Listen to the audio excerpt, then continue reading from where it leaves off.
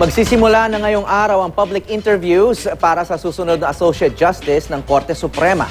Kabilang sa mga nominee para sa posisyon sina COA Chair Grace Pulido-Tan at Solicitor General Francis Hardeleza.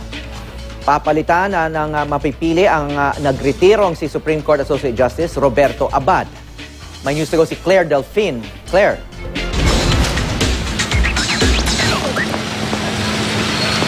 Hawi, 4 sa 13 nominees sa pagka-Associate Justice ng Korte Suprema ang nakasala ngayon sa public interview ng Judicial and Bar Council dito rin sa Korte Suprema ngayong umaga. Sila ay sina Court of Appeals Associate Justice Nina Antonio Valenzuela, Solicitor General Francis Hardeleza, Commission on Audit Commissioner Maria Rowena Guanzon at Sandigan Bayan Associate Justice Maria Cristina Cornejo. Mamayang hapon naman, nakatakdang sumalang sa public screening ng 7-member council sina CA Associate Justices Rosemary Carandang at Jose Reyes Jr. Ang 7 iba pang nominees sasalang naman bukas.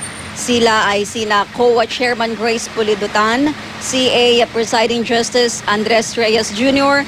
at Associate Justices Apollonario Bruselas Jr., Ramon Paul Hernando, Stephen Cruz at Noel T. Ham at gayon din si Quezon City Regional Trial Court Judge Reynaldo Daway.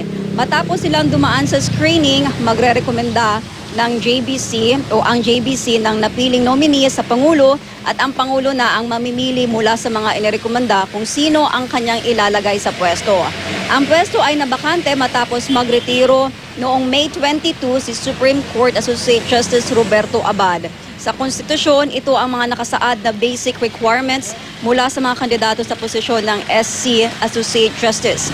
Kailangang natural-born citizen, at least 40 years of age, may 15 years or more of experience as a judge of a lower court o di kaya sa practice of law sa bansa at base sa konstitusyon, kailangan ding siya ay, to quote it, a person of proven competence, integrity, probity, and independence.